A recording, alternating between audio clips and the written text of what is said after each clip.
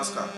अखंड भारत या नावाने जे आपण न्यूज पोर्टल सुरू केलं होतं, त्याच्यावरती सध्या आपण इतिहास आणि पुराण काल वगैरे याबद्दल भाष्य करत होतो. काल प्रधानमंत्रीजींचं एक ट्विट बघितल्यानंतर मला खूप वाईट वाटलं.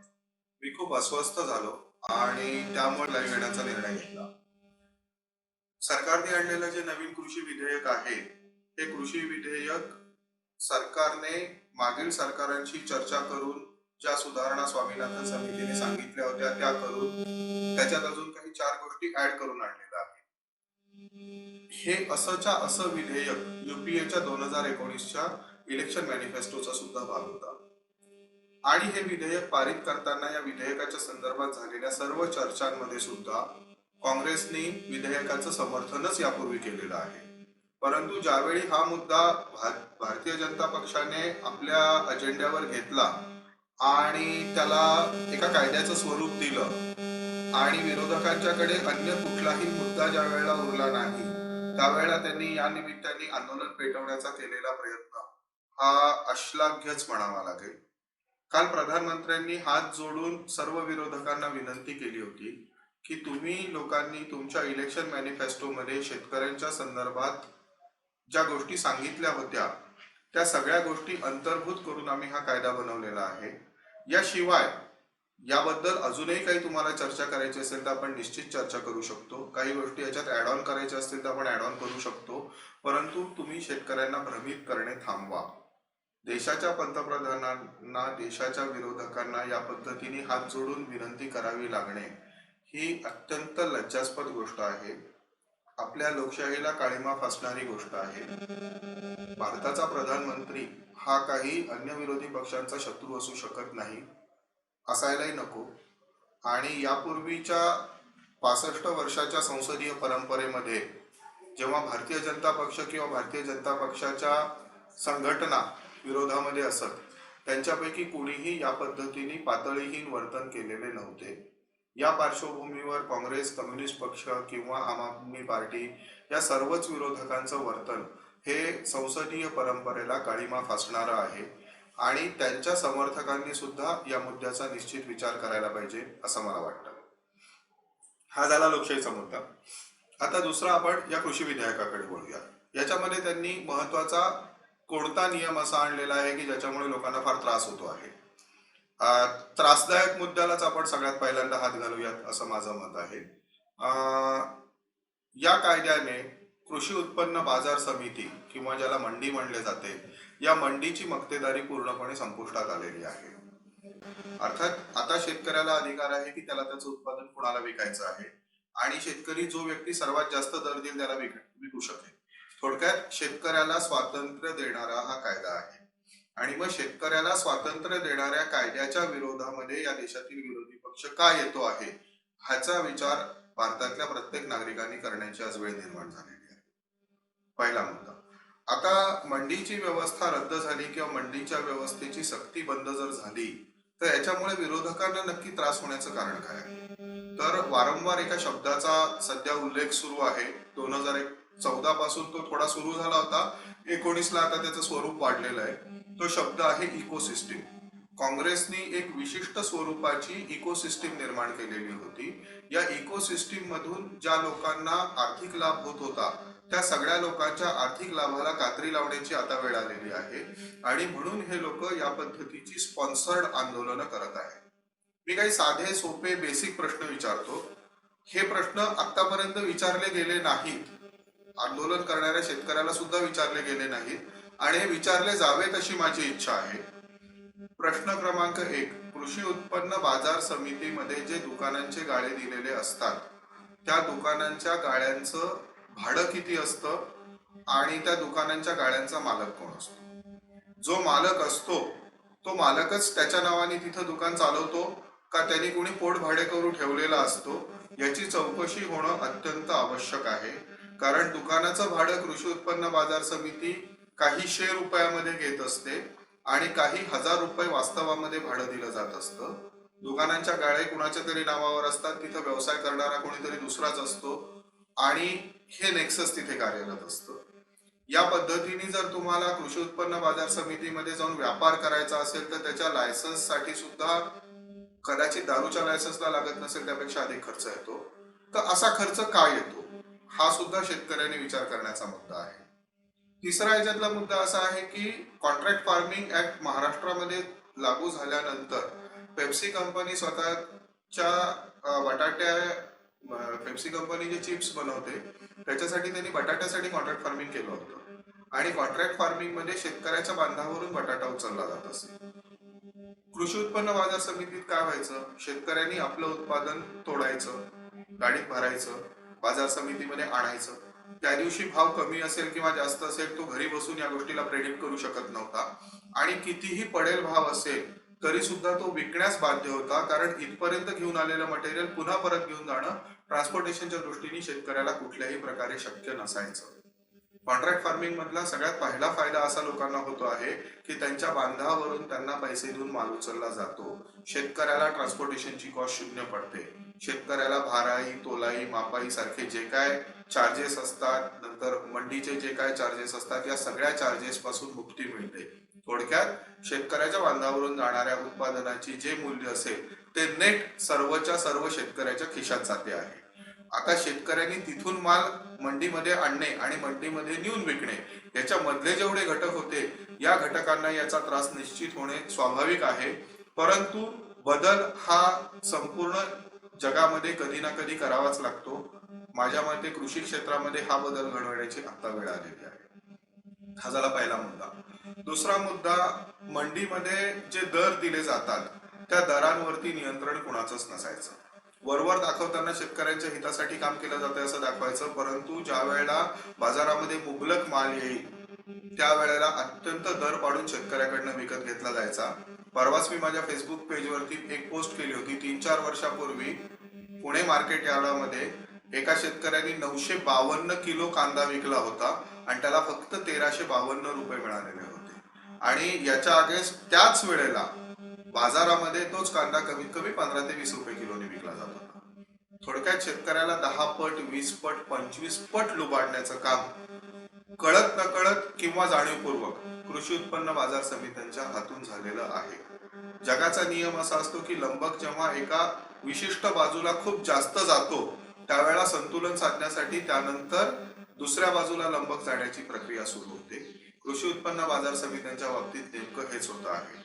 या कायद्यामध्ये सक्ती काढून टाकल्यानंतर कृषी उत्पन्न बाजार समित्यांना शेतकऱ्यांना अधिक माणुसकीने वागणूक द्यावी लागेल, त्यांना अधिक व्यवस्थित दर द्यावे लागतील.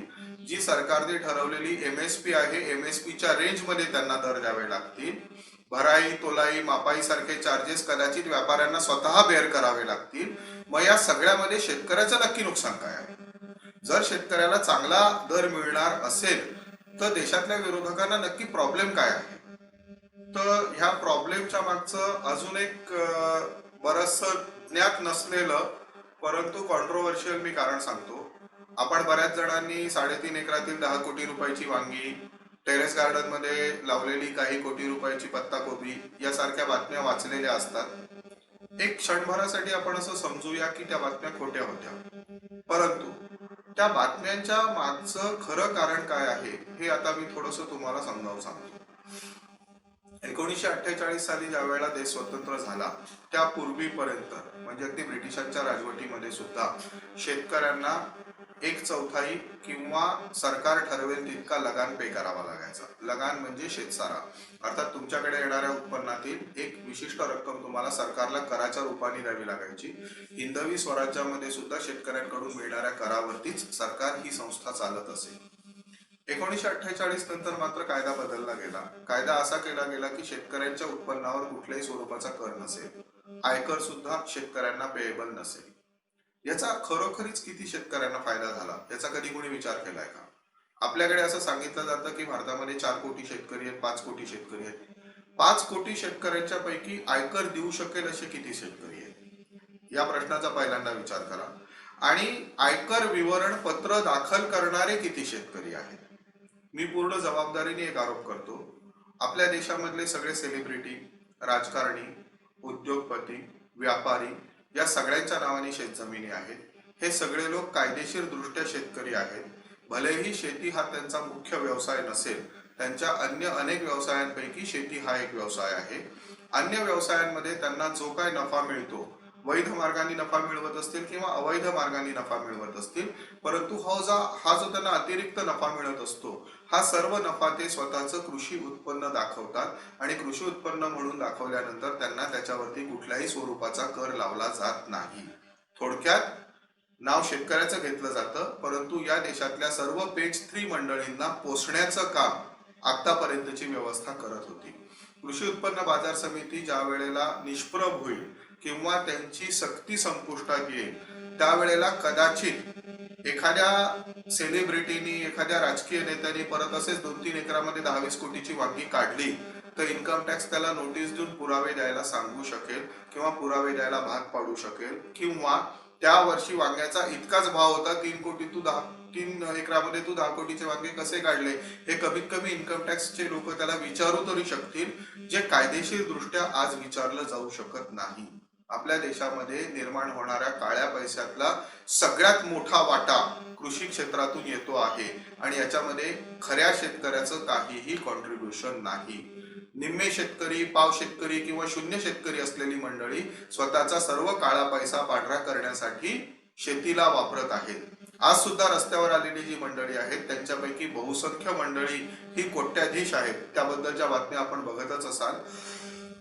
कोट्याधीश लोकांना एका कृषी कायद्याने नक्की काय फरक पडू शकतो, तर त्यांनी आतापर्यंत ज्या मार्गाने सरकारचा कर चुकवला होता तो मार्गच बंद होतो आहे याची त्यांना अत्यंत कटू पद्धतीने जाणीव झालेली आहे आणि अस्तित्वाचा प्रश्न निर्माण झाल्यामुळे ही सगळी मंडळी रस्त्यावर आलेली आहे.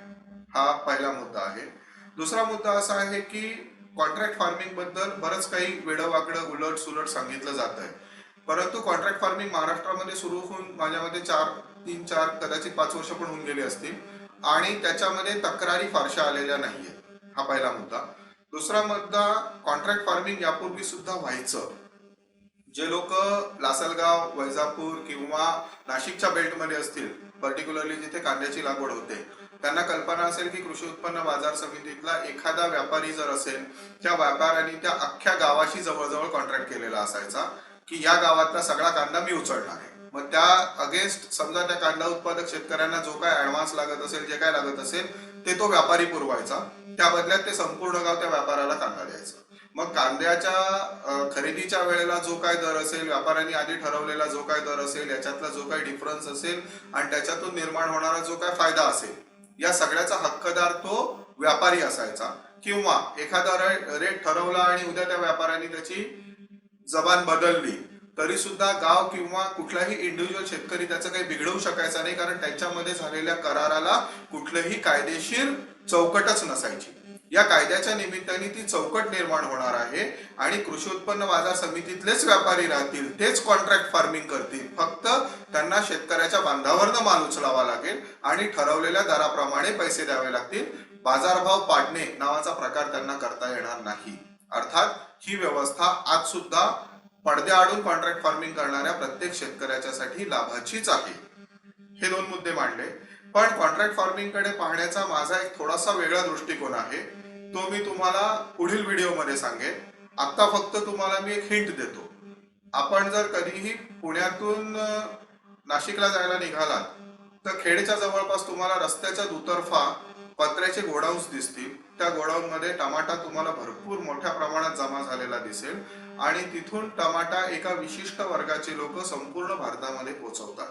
शेतकऱ्यांच्याकडून बांधावरनं तो टमाटा 200 ते 250 रुपयाच्या रेटने विकत घेतला जातो. अर्थात 200 ते 250 रुपयाला 20 किलो किंवा कदाचित त्याच्यापेक्षा थोडंसं जास्त असेल. 10 रुपये किलोच्या वरती शेतकऱ्याला रेट मिळत नाही. बाजारामध्ये आपल्याला टमाटा कधीही 40 रुपये किलोच्या खाली मिळत नाही. हे मधले 30 रुपये एका विशिष्ट समूहाच्या कडे ज्या पद्धतीने जात आहेत आणि त्यांच्या इंटरेस्टना प्रोटेक्ट करण्याचं जे काम होतं आहे, नवीन येणारा कायदा या गोष्टीवर सुद्धा वचक निर्माण करू शकतो. किंवा नवीन येणारा कायदा शेतकऱ्यांच्यासाठी एक खूप मोठी व्यावसायिक ऑपॉर्च्युनिटी म्हणून सुद्धा येऊ शकतो. जर एक गाव एखाद्या कृषी उत्पन्न बाजार समितीतल्या व्यापाऱ्याबरोबर तोंडी करार करतं आणि अख्ख्या गावातले कांदे त्याला देऊ शकतं किंवा कोकणातले शेतकरी अख्ख्या गावातले आंबे एखाद्या व्यापाऱ्याला देऊ शकतात, तर ते व्यापारी ते शेतकरीच एकत्र येऊन व्यापार का करू शकणार नाही? या मुद्द्यावर आवर्जून विचार करा आणि शेतकरी असा व्यापारी कसा होऊ शकेल याचं विवेचन 2 ते 3 दिवसामध्ये पुढील व्हिडिओ नक्कीच सादर. धन्यवाद.